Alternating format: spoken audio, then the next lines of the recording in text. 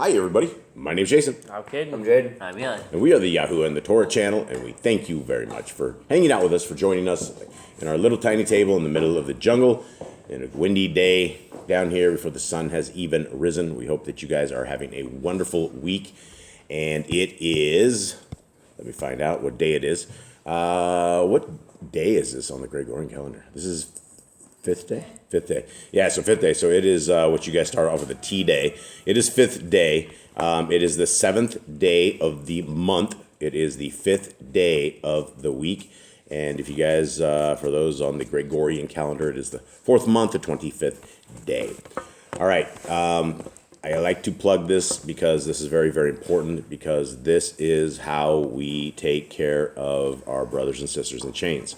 This is what this whole project is about. This project is about helping those who are unable to receive the word of our Creator with His name and with His Son's name, and to be able to get them free Bibles. And so for every Bible that is purchased, for every scriptures that is purchased, we will be able to throw one full scriptures into our brothers in chains. And so we already have a list of people. We have a tremendous amount of scriptures that people have ordered already. And we thank you guys very, very, very much for looking into this and for researching this and for trusting Yah Scriptures. And it will be in your guys' hands in the middle of June. So thank you very much. And for everybody who has just been a part of this project and helped us proofread this, and just for everybody that's out there. You can download everything for absolutely free. It's right here in the download section. Downloads are always in the description below. The first two are what comprises of Yah Scriptures. Those very first two links. That is what you would get when you get the hard copy of Yah Scriptures. And the hard copy is 3,153 pages. It's about 6 pounds. And so also you can get the eSword modules below. Also, the Traditions of Men is the PDF at the bottom. And last but not least is the Amazon books, which, again, 100% of all proceeds that go into these will go into our brothers and sisters in chains. And so we make a couple bucks per book on this, and these are the extracurricular books that have been hidden from most everybody for thousands of years. And so here they are. Gents, how's everyone? Good. Cade, you're super tired. You're going to make it through the day. Eli, how you doing? Good. Are you good? You make it through this week? Yeah. Not burned out yet? No. No, nothing at all. Got any jokes? He has a dog sitting right next to him. It's like clawing his arm, clawing his legs. Jade, you got any jokes? No. Nothing funny at all? No. Nothing. All right. Well, thanks, guys, for not being funny. Maybe you could give me some history of this, though, what we were doing, what's been going on in the life of Shlomo, what's in the life of Yisrael. Jade or Cade, anyone take us back. Solomon has become king after his father David had anointed him king. His father passed, told him certain people to kill and not let live, because he did torment David during his life. So Solomon went and obeyed his father and killed a whole bunch of the people.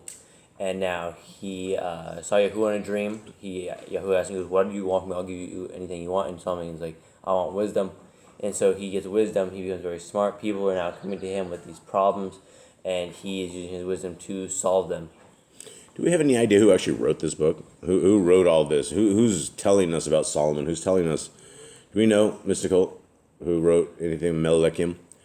I mean, this would be interesting if Solomon wrote about himself. Something about maybe possibly Jeremiah. Maybe. Or Elijah, I think. One of those two. All right, here we go. So here we go. 1 Kings 4. And it came to be the sovereign Shlomo was sovereign over all Yisrael. And these were his chief officials: Azariah, son of Zadok, the Kohen; Eli Koreth, and Akiah, sons of Shisha, scribes; Jehoshaphat, son of Achiliud, the recorder; and Beniyahu, son of Yahuyada, over the army; and Zadok and Ebithar, the Kohanim; and Azariah, son of Nathan, over the officers; Zavud, son of Nathan, a Kohanim, friend of the sovereign; and Akishar, over the household; and Adraram, over the son of Adba, over the compulsory labor. And Shlomo had 12 governors over all Yisrael, who provided food for the sovereign and his household. Each one made provision for 1 month of the year. Okay, this is interesting, right? We're about to get into, I don't know if this is like what all kings had was like extreme excess or something of the sort, or this is how kings were provided for. But I remember back when it was Samuel, right? When everybody wanted a king. And Yah said, if you guys want a king, this king is going to take everything you have. He's going to take your women, and they're going to cook for him. He's going to take your men. He's going to march for him. He's going to take everything you have. He's going to take your land. And the people are like, yay, yay, this is all it. But this is the life of a king. And so it's interesting here. It says he had 12 governors over all Yisrael, right? So 12 months, he had 12 different sets of people. And here is the people and what they made. And these were their names. Ben Kur in the mountains of Ephraim. Ben Dekar in Makatz.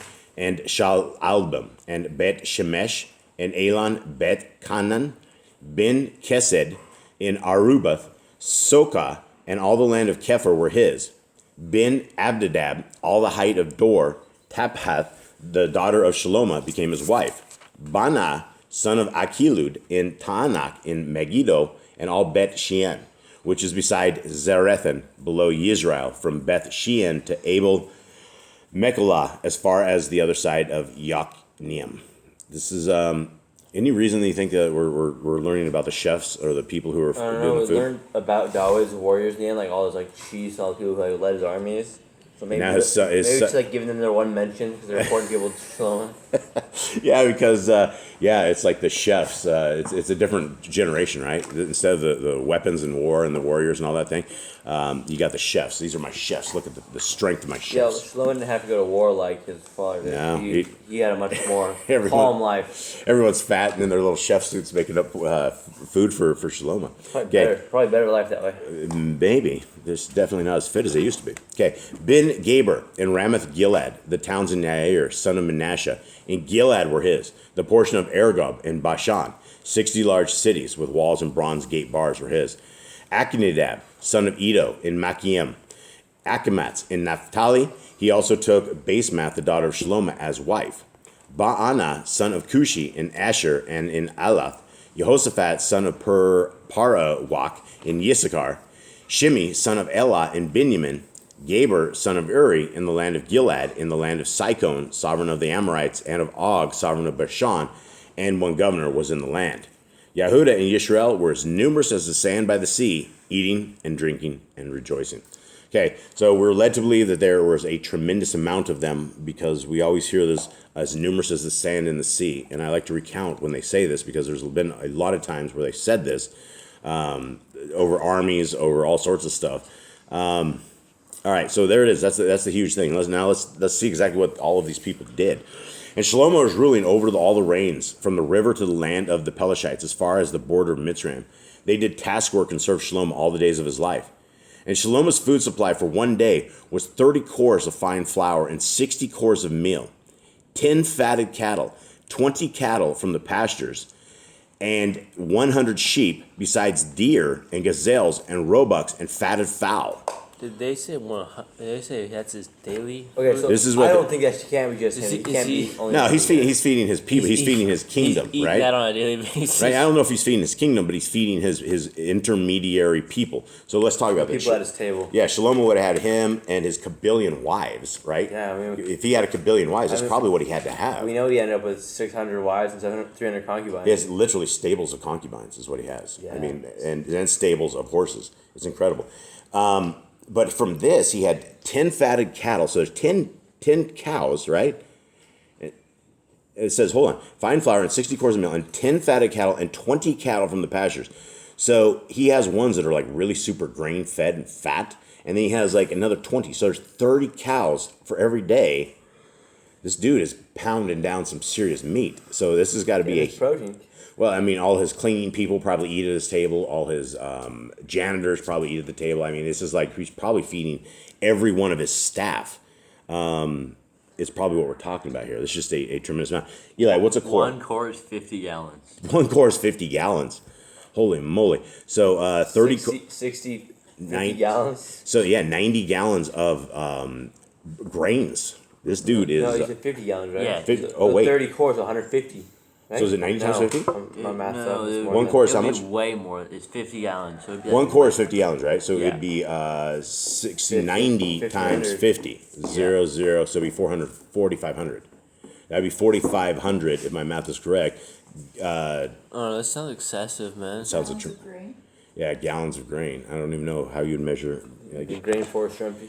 Yeah, I don't know. That's just a tremendous amount of food, and that's all in one day, is what they says. So I don't know. That's a tremendous amount of people. I mean, who else was he feeding with that? And I mean, how much of the leftovers? Sounds like a Las Vegas buffet bar, right? They're able to feed every pig from literally after they're done in Vegas every single night. They have hundreds of dump trucks that leave Vegas and dump all this food to the pigs because they had so much food. I don't know if they had that much. Okay, 24. For he was ruling over all on this side of the river, from Tiphax, Hasak, even to Azza. These are hard words to say. Over all the sovereigns on this river, on the side of the river. And he had peace on all sides round about him. And Yehuda and Yisrael dwelt safely, each man under his vine and his fig tree, from Dan as far as Beersheba, all the days of Shlomo. And Shlomo had 40,000 stalls of horses for his chariots, and 12,000 horsemen. Okay, let's talk about this 12,000 horsemen. We were just talking, I don't think even that food that he had before, I don't think he could feed 12,000 horsemen with that. I don't think he's feeding his people in the stables. So I don't know who he's feeding, but I don't think even that is enough food for 12,000 dudes that are hungry dudes. Imagine being in the corner of this and you have to write all this down, and then you just like, you have to witness this, and you're like, "Wow, this guy eats." It's enormous so much. amounts. I mean, he has a huge kingdom. Is the bottom line? Is there is a huge government here that people are eating a lot of food, and it's interesting. He has the fatted cows, and he also has the grass-fed cows, which they're absolutely different when you eat them. One is like way different meat, and the other is like anything you eat, like deer and gazelle and things like that are like out in nature. The meat's all different. It definitely tastes. Gamey is what they call it. Easier for him just to pay them and then they buy their own food? I don't know, because I mean, if he has all these people working for him and they like live in the same place as him, they got to eat there, right? Yeah, but you could just pay them. They can buy food from Yeah, but they wouldn't have a kitchen and stuff, right? They wouldn't have if I they. don't know if they're living there. They might have like little kitchens. They might have. I don't think this is like back in the days, dude. I don't think it's like a dining. I don't think it's like a wine and dine that you can like go in and have your kitchen and all your goods and stuff. I would bet everybody ate around the king's table, or this was all like a big happy family, I would guess. I mean, that was way too much food for like a couple of dudes. Okay, 28. They also brought barley and straw to the appointed place for the horses and steeds, each one according to his right ruling. And that would be a boatload of barley and straw every single day. It would just be a tremendous amount for that amount of horses. And Elohim gave Shlomo exceeding great wisdom and understanding, and largeness of heart like the sand of the sea on the seashore. And Shlomo's wisdom excelled the wisdom of all men of the east, and all the wisdom of Mitzrayim, for he was wiser than all men. Then Ethin and Ezrahakith and Heman and Calcol and Darda, the sons of Machel, and his name was in all the nations round about. And he spoke 3,000 proverbs, and his songs were 1,005. And he spoke of trees from the cedar of Lebanon even to the hyssop that springs out of the wall. And he spoke of beasts and of birds and of creeping creatures and of fish. And there came from all peoples, from all the sovereigns of the earth who had heard of his wisdom, to hear the wisdom of Shlomo. All right, so there it is. Any one of you have anything left? Eli, anything good? No. What's going on, buddy? How's what do you make of this? If you were working for King Shlomo, where do you think you'd work? You think you'd work in the stables? You think you would work? Where would you be? I don't know. Maybe, Where would you fit in? I don't know. Maybe a chef. You like chef? You like feeding animals though too, right? I mean, Yeah. You're okay with animals, so. Yeah.